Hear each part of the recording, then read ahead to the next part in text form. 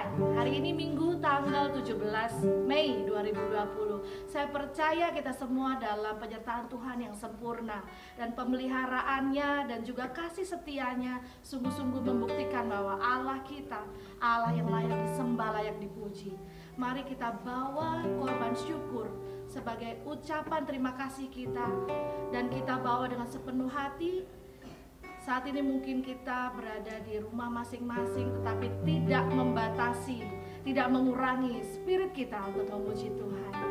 Mari kita berikan persembahan pujian kita bagi nama Tuhan.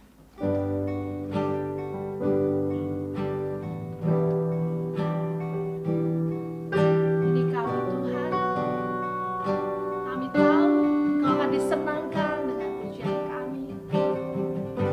Nikmatilah Tuhan persembahan pujian dari kami, Bapa.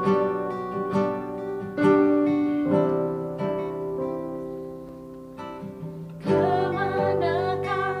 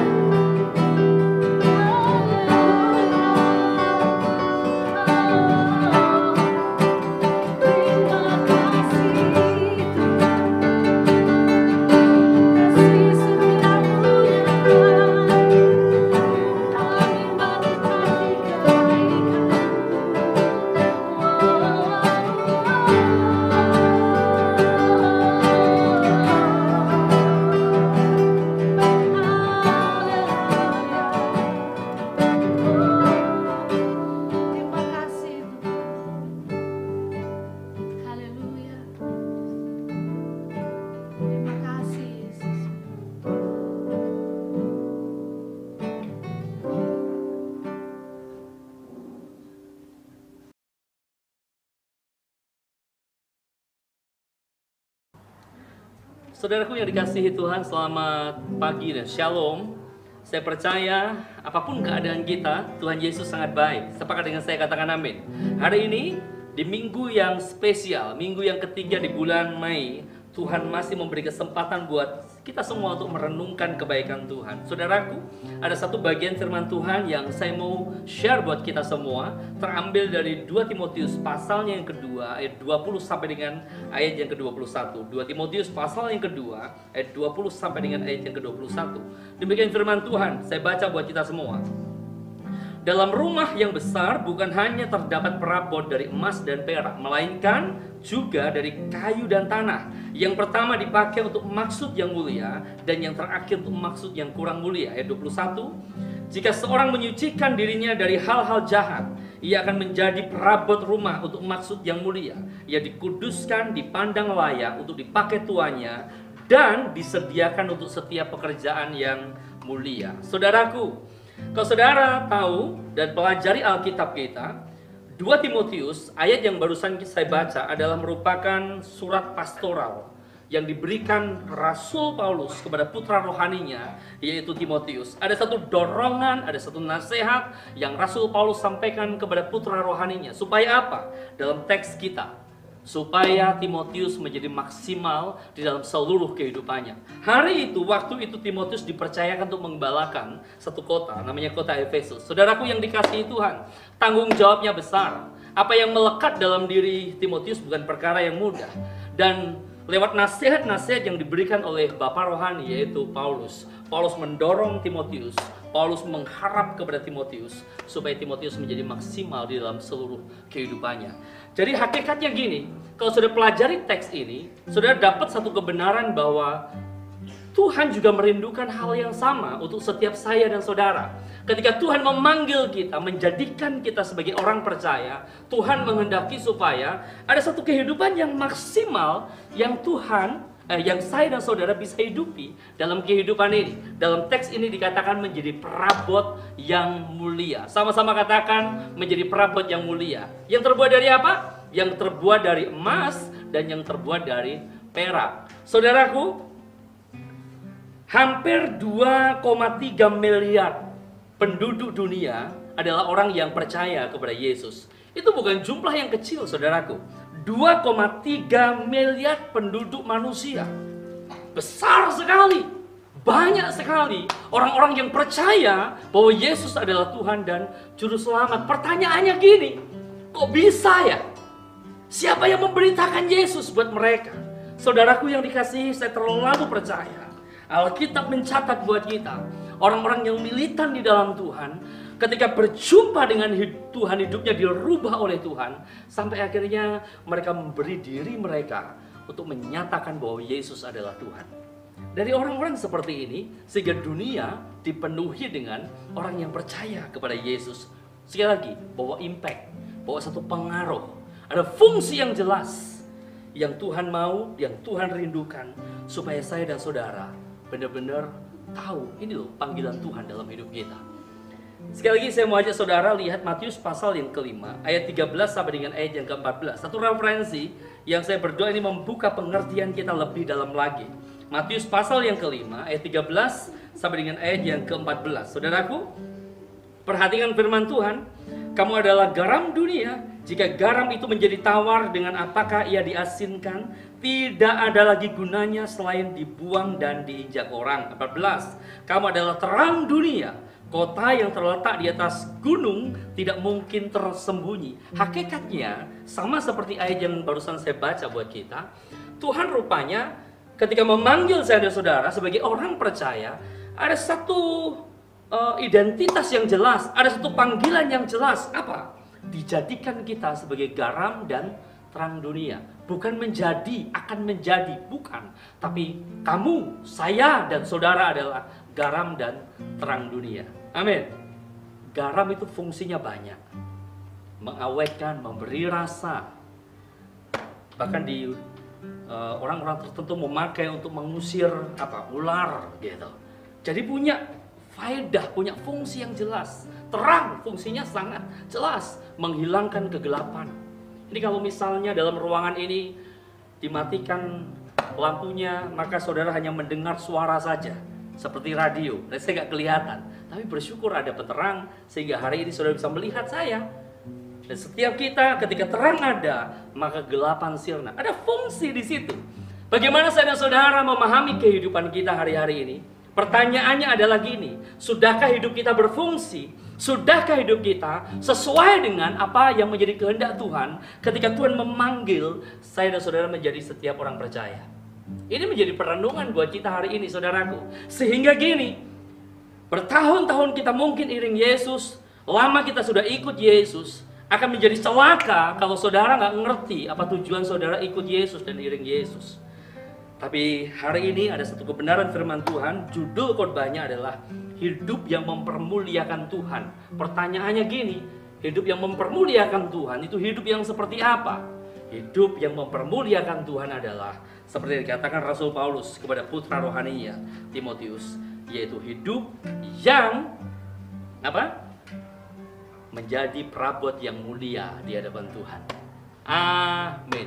Hidup kita bisa dinikmati, hidup kita bisa menjadi berkat, bahkan membawa hormat dan kemuliaan Tuhan kita. Nah, saudaraku yang dikasihi Tuhan, saya mau ajak saudara untuk melihat beberapa kebenaran firman Tuhan. Apakah menjadi pribadi yang mempermuliakan Tuhan tercipta secara otomatis seperti membalik telapak tangan? Apakah ada proses di balik semuanya itu? Saya terlalu percaya ada proses, saudaraku. Sama-sama katakan ada proses. Manusia kadang suka sesuatu yang instan, tetapi Tuhan kadang banyak mengizinkan proses terjadi atas kehidupan kita. Nah, ketika proses terjadi atas hidup kita, saudaraku, bagaimana respon saya dan saudara? Kita akan lihat sama-sama apa proses yang harus dilewati untuk setiap saya dan saudara orang percaya menjadi perabot yang mulia, yang terbuat dari emas dan perak itu. Yang pertama dikatakan di dalam 2 Timotius pasal yang kedua ayat yang ke-20. Firman Tuhan berkata seperti ini, 2 Timotius pasal yang kedua ayat yang ke-20. Dalam rumah yang besar bukan hanya terdapat perabot dari emas dan perak, melainkan juga dari kayu dan tanah. Yang pertama dipakai untuk maksud yang mulia, dan yang terakhir untuk maksud yang kurang mulia. Saudara garis bawahi kata-kata ini. Yang pertama dipakai untuk maksud yang mulia. Apa perabot yang dipergunakan untuk maksud yang mulia? Alkitab memberi data yang terbuat dari emas dan dari perak. Di zaman itu, di kala itu, ada banyak orang-orang yang diberkati. Bahkan pemimpin-pemimpin atau raja-raja itu biasa gini, membuat segala sesuatu yang bisa dipasang, dipajang dalam ruangan-ruangan khusus mereka atau dalam tempat-tempat spesial mereka. Itu terbuat dari apa? Terbuat dari emas, saudaraku. Salah satunya saya mau saudara untuk melihat satu Raja-Raja pasal yang ke-10 ayat yang ke-21. Satu Raja-Raja pasal yang ke-10 ayat yang ke-21, saudaraku. Ayo baca bersama-sama satu Raja-Raja pasal 10 ayat yang ke-21. Dikatakan seperti ini. Segala perkakas minuman Raja Salomo dari emas, dan segala barang di gedung dalam tanda kutip hutan Libanon itu dari emas murni. Tidak ada barang perak, sebab orang menganggap perak tidak berharga pada zaman Salomo. Maaf kata saudaraku, perak saja nggak terlalu berharga. Segala sesuatu dibuat dari emas. Dan dalam teks itu dikatakan Raja Salomo mendapatkan kunjungan dari seorang ratu yang bernama Ratu Sheba. Saudaraku, Ratu Sheba mendengar tentang kebijakan Salomo, tentang segala sesuatu yang ada dalam hidup Salomo dari banyak raja-raja, saya percaya. Tapi hari itu dia pengen membuktikan, menyaksikan seperti apa Raja Salomo. Dan ketika dia datang ke istana Raja Salomo, Alkitab katakan dia takjub akan semua yang ada dalam kehidupan Raja Salomo. Dan salah satunya adalah segala sesuatu yang ada dalam rumah itu terbuat dari emas. Wow, sangat luar biasa. Itu membanggakan, itu menyukakan hati Sang Tuhan yang empunya segala sesuatu itu. Hakikatnya sama dengan kehidupan kita.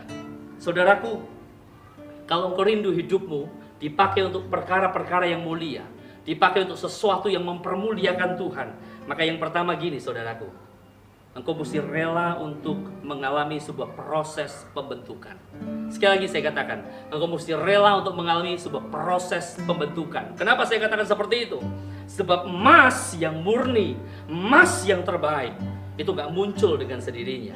Emas yang murni mesti rela untuk diproses. Sama-sama katakan diproses. Apa prosesnya? 1 Petrus pasal yang pertama ayat yang ke-6 sampai dengan ayat yang ke-7. Saya bacakan firman Tuhan buat kita semua ya. 1 Petrus pasalnya yang pertama ayat 6 sampai dengan ayat yang ke-7. Bergembiralah akan hal itu sekalipun sekarang kamu seketika harus berduka cita oleh berbagai-bagai pencobaan. Saudara garis bawahi katakan berbagai-bagai pencobaan. Maksud semuanya itu ialah untuk apa? Membuktikan kemurnian imanmu yang jauh lebih tinggi nilainya daripada emas yang fana, yang diuji kemurniannya dengan api, sehingga kamu memperoleh puji-pujian dan kemuliaan dan kehormatan pada hari Yesus Kristus menyatakan dirinya. Saudaraku yang dikasihi Tuhan, diizinkan berbagai-bagai pencobaan ada atas kehidupan kita. Itu dipakai Tuhan untuk apa? Untuk memurnikan kita. Emas yang murni yang dipergunakan untuk membuat berbagai macam hal terbaik yang ada di istana, di rumah-rumah besar, orang-orang yang diberkati Tuhan di masa itu. Yang mungkin di masa sekarang juga ada orang-orang tertentu yang punya berbagai macam hiasan dari emas yang ketika itu dipasang, dipajang, orang berkata, wow, hakikatnya sama dengan kehidupan kita. Saudara rindu hidup saudara mempermuliakan Tuhan, menjadi berkat bagi banyak orang. Saudara mesti relakan hidupmu dibentuk, diproses oleh Tuhan, diuji oleh Tuhan dengan berbagai macam hal-hal yang gak mudah tadi. Nah saudaraku yang dikasihi Tuhan, ada beberapa kutipan dalam firman Tuhan atau referensi pribadi-pribadi yang mengalami masa-masa yang gak mudah atas hidupnya, proses yang gak gampang atas hidupnya. Kalau saudara nanti baca di rumah, Kejadian pasal 50 ayat yang ke-20. Kejadian pasal 50 ayat yang ke-20 saudaraku. Saya baca buat setiap kita ya.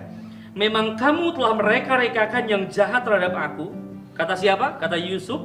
Tetapi Allah telah mereka-rekakannya untuk kebaikan, dengan maksud melakukan seperti yang terjadi sekarang ini, yakni memelihara hidup satu bangsa yang besar. Siapa yang berkata? Yusuf. 17 tahun dia bermimpi, dia akan menjadi orang yang besar. Tapi setelah mimpinya diceritakan kepada saudaranya dan kepada orang tuanya, ada banyak orang yang gak suka terhadap apa yang diceritakan dia. Nah, saudara, itu menjadi satu titik dalam kehidupan Yusuf untuk dia mengalami berbagai macam ujian atas hidupnya. Dia dibuang ke dalam sumur yang kering, dia diangkat, dijual menjadi seorang budak di tanah Mesir, saudaraku yang dikasihi Tuhan. Kemudian coba dirayu oleh majikannya, yaitu istri dari tuannya. Dia mempertahankan hidupnya untuk gak kompromi dengan dosa. Tapi apa yang dia terima? Dia terima fitnah. Dia masuk ke penjara. Di penjara bertahun-tahun dia menunggu ada orang yang pernah janji kepada dia, kalau aku dibebaskan, aku akan menyelamatkan kamu. Tapi gak kunjung datang. Saudaraku, itu proses. Mudahkah dalam situasi seperti itu? Saya bilang gak mudah, saudaraku. Enggak mudah. Tapi yang menarik adalah nggak pernah keluar respon yang salah dalam kehidupan Yusuf. Dia mengizinkan setiap tempaan-tempaan atas hidupnya. Dia mengizinkan setiap ujian-ujian yang terjadi atas hidupnya. Dia mengizinkan situasi yang sukar menimpa seluruh kehidupan dia. Tapi dia tahu ada Tuhan yang bersama dengan dia. Dan teks ayat yang barusan saya baca adalah ketika Yusuf sudah menjadi seorang perdana menteri di Mesir. Saudaraku, dia berkata, ada banyak orang mungkin mereka rekakan sesuatu yang jahat, tapi Tuhan tetap pegang kendali atas kehidupan anak-anaknya. Saya mau bilang, hari ini mungkin keadaanmu belum baik, situasimu mungkin belum baik, masih ada banyak ujian yang terjadi atas hidupmu. Saudara berkata, kapan selesai nih corona ya? Saudara, saya mau bilang sama saudara, hanya Tuhan yang tahu kapan selesai. Ada banyak usaha manusia dibuat, tapi saya mau bilang sama saudara, kalau kau punya respon yang benar, maka kau akan muncul menjadi pribadi yang luar biasa di hadapan Tuhan. Maka hari ini saya mau bilang sama saudara, miliki respon yang benar, izinkan hidupmu diproses, sekalipun proses itu sakit, proses itu gak mudah, tapi kalau engkau lolos dalam proses, engkau lulus di ujian itu, maka engkau menjadi perabot yang mulia. Amin. Yang pertama apa? Izinkan dirimu diproses, mengalami proses pembentukan dari Tuhan dengan berbagai macam ujian dalam hidup ini. Yang kedua, 2 Timotius pasal yang kedua ayat yang ke-21 dikatakan seperti ini. 2 Timotius pasal yang kedua ayat yang ke-21. Jika seorang menyucikan dirinya dari hal-hal yang jahat, ia akan menjadi perabot rumah untuk maksud yang mulia. Ia dikuduskan, dipandang layak untuk dipakai tuannya, dan disediakan untuk setiap pekerjaan yang mulia. Garis bawahi kata menyucikan, sama-sama katakan menyucikan. Itu artinya gini, dipisahkan dari yang kotor dan yang merusak kemurnian kita. Baca bersama Roma pasal 12 ayat yang kedua, saudaraku. Roma pasal 12 ayatnya yang kedua. Saudara ketemukan satu kebenaran dalam teks ini. Roma pasal 12 ayat yang kedua. Saya baca, demikian firman Tuhan buat setiap kita.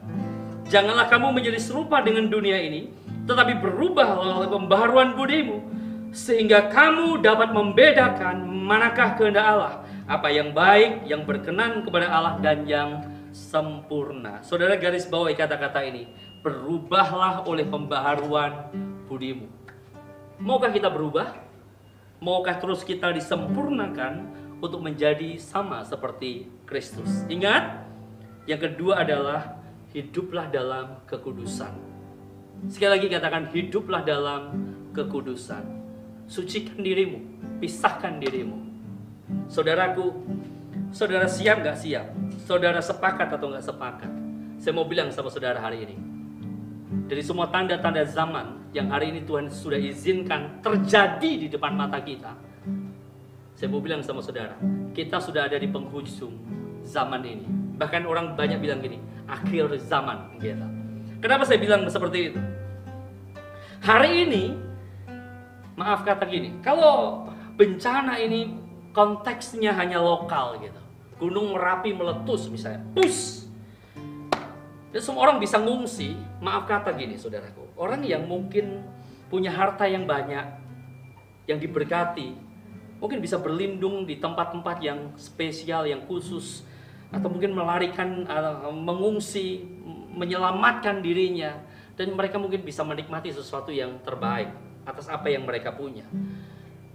Mungkin orang yang nggak punya, ya udahlah, bisa berlindung di tempat-tempat apa saja, yang penting selamat. Tapi saya mau bilang sama saudara, di masa-masa ini, ketika corona atau COVID-19 ini Tuhan izinkan terjadi atas kehidupan kita, ini gak memilih saudaraku, gak memilih orang berduit, gak berduit, orang kaya atau orang biasa saja, orang diberkati atau orang yang maaf sederhana hidupnya. Saya mau bilang sama saudara, sama nasibnya, sama-sama gak bisa keluar dari rumah, sama-sama gak bisa akses sesuatu yang maaf kata mungkin menyenangkan. Mau kemana? Hotel banyak tutup, mall banyak tutup, uang banyak, nggak ada faedahnya, nggak bisa berfungsi. Saudaraku yang dikasihi Tuhan, semua sama di hadapan Tuhan, baik yang sederhana maupun yang kaya. Semua cari, maaf kata gini, cari selamat, gitu. Kita seperti mimpi di siang bolong, yang nggak pernah kita sangka-sangka. Situasi seperti ini terjadi. Saya mau bilang sama saudara, ada beberapa orang berkata ini mungkin rekayasa dari orang, dibuat oleh aliran tertentu. Tapi saya mau bilang sama saudara, Tuhan tetap berkehendak atas semuanya. Kalau Tuhan gak menghendaki, gak akan terjadi. Tapi kalau Tuhan menghendaki, dan setiap kita hari ini merasakan situasi yang sama, saya mau bilang sama saudara, saudara dan saya sedang ada di penghujung zaman ini. Kita gak tahu kapan Yesus akan datang, dan gak ada orang yang tahu. Maaf kalau ada orang atau hamba Tuhan atau pendeta yang berkata dan bisa menafsirkan, berani berkata, Yesus datang tanggal sekian, bulan sekian, tahun sekian. Saya mau bilang sama saudara, sesat. Sebab Yesus berkata, tidak ada yang tahu, siapapun tidak ada yang tahu. Bagian kita bukan masalah kapan Yesus akan datang, tapi pertanyaannya gini, sudahkah kita siap untuk menyambut kedatangannya? Saudaraku, orang yang bersih hatinya, murni hatinya, ia akan bisa melihat Allah.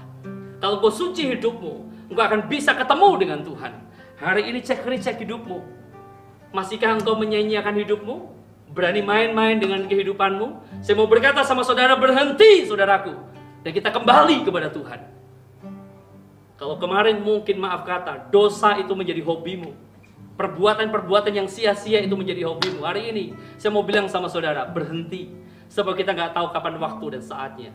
Tapi hendaklah ketika waktu Tuhan itu dinyatakan, Kristus datang kali yang kedua, maka setiap kita layak untuk diangkat, menyambut kehadirannya di awan-awan yang permai. Dan saya dan saudara saya mau katakan sama saudara, itu hanya dimiliki, dinikmati oleh orang-orang yang menjaga kekudusan hidupnya, menyucikan hidupnya. Kiranya hidup kita menjadi perabot yang terbaik, perabot yang mulia, yang bisa menyenangkan hati Tuhan kita. Dunia bisa diberkati melalui kehidupan saya dan saudara. Semua terjadi manakala yang pertama, engkau mengizinkan, engkau merelakan dirimu untuk mengalami proses pembentukan. Sama-sama katakan proses pembentukan. Ingat ya, sakit sekalipun, berat sekalipun, lewati saja. Jangan sampai salah respon. Setuju, katakan amin. Yang kedua, dikatakan hiduplah dalam kekudusan. Pilih hari ini untuk sudah menguduskan hidup saudara. Saudara sedang ada di akhir zaman, sehingga ketika waktunya Tuhan tiba, saya dan saudara siap untuk menyambut kedatangannya. Amin. Tuhan Yesus memberkati kita semua. Saudaraku, saya mau ajak saudara untuk masuk dalam satu bagian yang terpenting.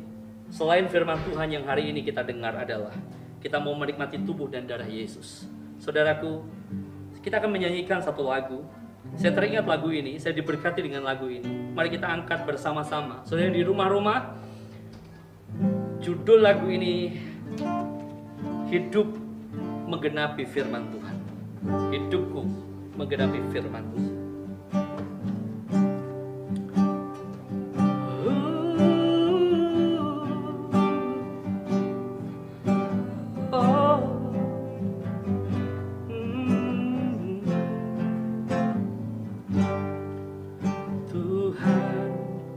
Kau sempurna dalam rencanamu dan karyamu. Ku serahkan hidupku, murnikan dengan rohmu. Tuhan, kau sempurna dalam rencanamu dan karyamu. Ku serahkan hidupku, murnikan dengan rohmu. Hidupku menggenapi firman-Mu, tanda mukjizat sertai tiap langkahku. Kau bersamaku di dalamku, jadi bukti kebesaran-Mu.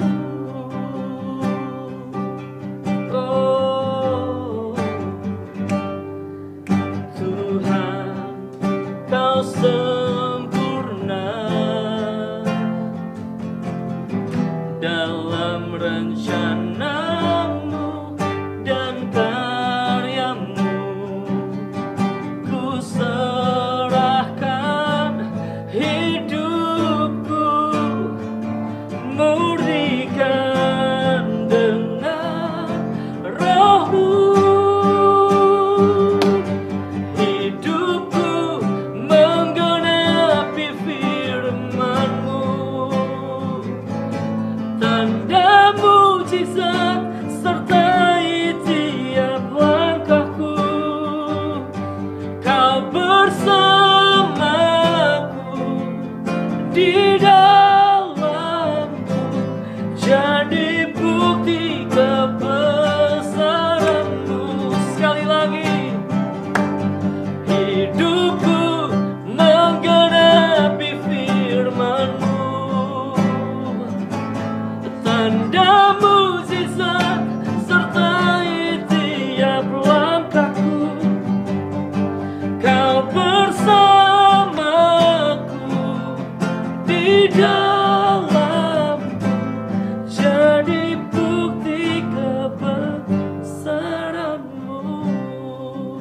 kasih Tuhan.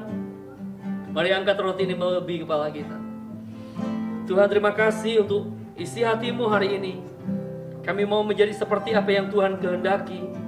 Kami mau menjadi seperti apa yang Tuhan mau, sehingga hidup kami dapat mempermuliakan Engkau, Tuhan.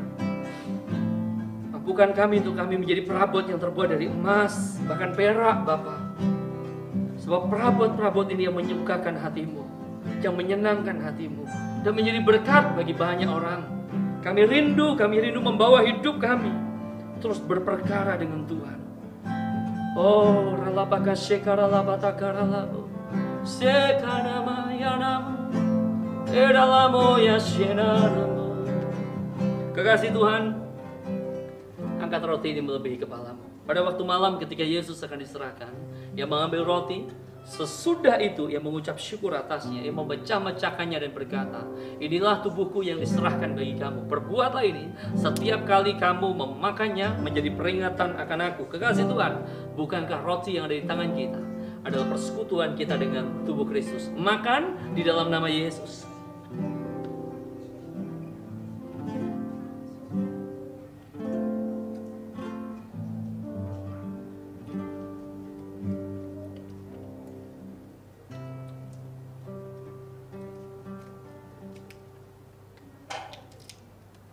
Sekarang saudara angkat cawan ini. Angkat cawanmu. Anggur, perjamuan, saudara bisa menyiapkan di rumah.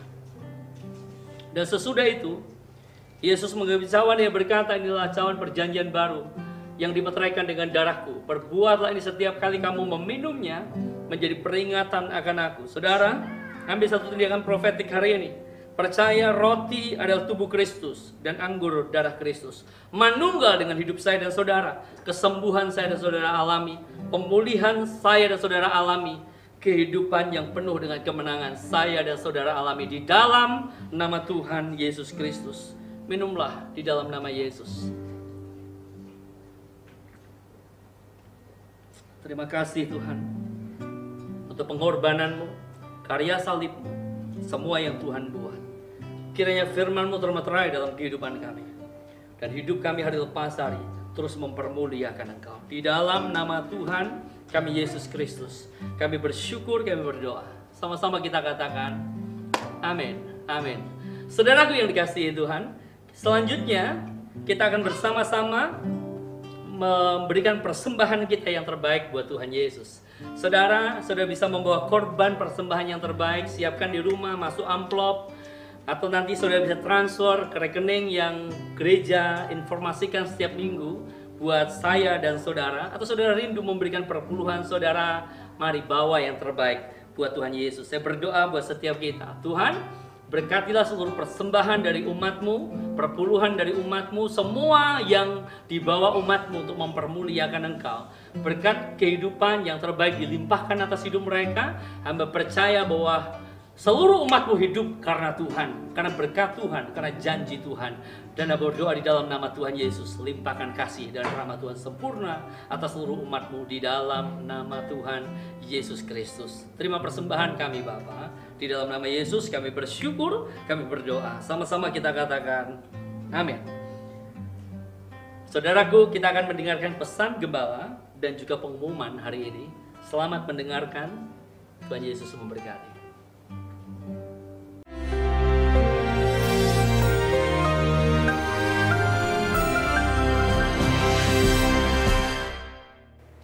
Shalom warga kerajaan, saya sampaikan minggu yang lalu bagaimana kita tidak bisa berperang tanpa punya strategi. Maka di dalam Yosua pasal 2, bagaimana Yosua sebagai pemimpin, sebagai jenderal mengirim 2 orang mata-mata, 2 orang spy untuk menyelundup masuk ke Jericho. Tembok dari Jericho itu luar biasa karena lapis 2 dan miring dan tingginya menurut para arkeolog 25 meter. Artinya nggak bisa tertembusi kan?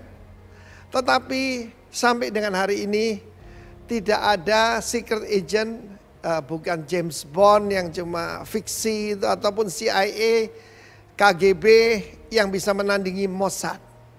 Demikian juga the power untuk good planning ini penting. Kenalilah keadaanmu, kenali dirimu, kenalilah Tuhanmu, dan kenalilah musuhmu. Sun Tzu, seorang ahli strategi Cina berkata, kalau kamu tidak mengenali gunung-gunung, rawa-rawa, lembah-lembah, daripada tempat kamu berperang, kamu siap untuk kalah. Demikian juga apa yang kita hadapi sekarang belum apa-apa. Ini baru musim gugur, di depan kita masih ada musim dingin yang lebih berat. Karena itu hanya umat Tuhan yang akan keluar berkemenangan. Di dalam Yosua pasal kedua itu ada seorang tokoh yang sangat menarik. Alkitab mengatakan dalam Ibrani 11:31, karena iman maka Rahab perempuan sundal itu tidak turut binasa bersama-sama dengan orang-orang yang durhaka, ya. Karena apa? Ada alasannya. Karena ia menyambut pengintai-pengintai itu, para spies yang 2 orang itu dengan baik. Baik ini di sini Irene, dengan shalom. Karena itu saya mau katakan the power of the right association. Kelihatannya dia yaitu dianggap pengkhianat mungkin oleh bangsanya. Dia memberikan insight, bahkan dia memberitahu apa yang dialami oleh bangsa mereka. Ketika kami mendengar bagaimana Allahmu membuka laut Teberau, membelah sungai Yordan, menghancurkan musuh-musuhmu yang jauh lebih besar. Bahkan itu ada Sihon dan Og, raksasa-raksasa, raja-raja Amori. Itu kamu bantai semua. Maka semangat kami sudah hilang. Hati kami meleleh dan spirit kami, semangat kami sudah nggak ada. Ini kabar yang sangat baik. The power of the right association. Saya sudah katakan berulang-ulang, ada yang lebih berbahaya daripada virus COVID-19. Anda akan melihat luar biasa kesaksian dari Bapak Pendeta Roni. Bagaimana dia diselamatkan daripada terdampak virus corona yang sangat berat. Itu bukti bahwa kuasa Tuhan itu tetap ada. Dan saya percaya nanti dia akan menulis buku tentang the healing worship. Puji nama Tuhan. Yang saya mau sampaikan kepada Anda, dengan siapa Anda bergaul, Anda menjadi seperti itu. Karena kita tahu ada pepatah berkata burung terbang dengan yang sama bulunya. Kita bergaul dengan orang yang cocok dengan kita. Pastikan kau bergaul dengan orang-orang benar. Kita melihat bagaimana Rahab merubah seluruh hidupnya. Bahkan dia tercatat di dalam silsilah daripada Yesus Kristus, daripada King David. Karena salah satu pengintai yang dia selamatkan itu dari catatan sejarah-sejarah itu adalah Salmon. Salah seorang pemimpin dari suku Yehuda yang dia terima dengan Irene, dengan shalom itu. Karena itu the power of the right association. Bergaullah dengan orang-orang benar. Jangan bergaul dengan pendusta, pembohong, dan juga orang-orang cabul. Rahab merubah nasibnya. God bless you, warga kerajaan. Amin.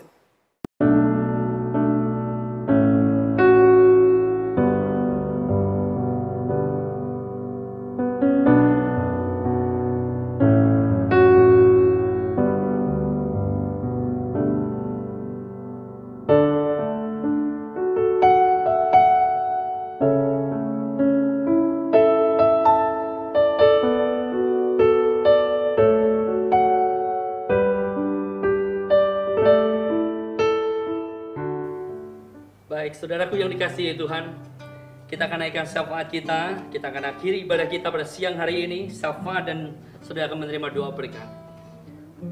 Mari saya ajak saudara yang di rumah bangkit berdiri, bangkit berdiri. Mari sama-sama angkat tanganmu, angkat suaramu, kita berkati Indonesia, bangsa ini, juga dunia ini. Kiranya Tuhan lalukan dari situasi yang sulit hari ini. Tuhan, kami berdoa di dalam nama-Mu. Dalam nama Tuhan Yesus, kami terus berseru kepadamu ya Tuhan.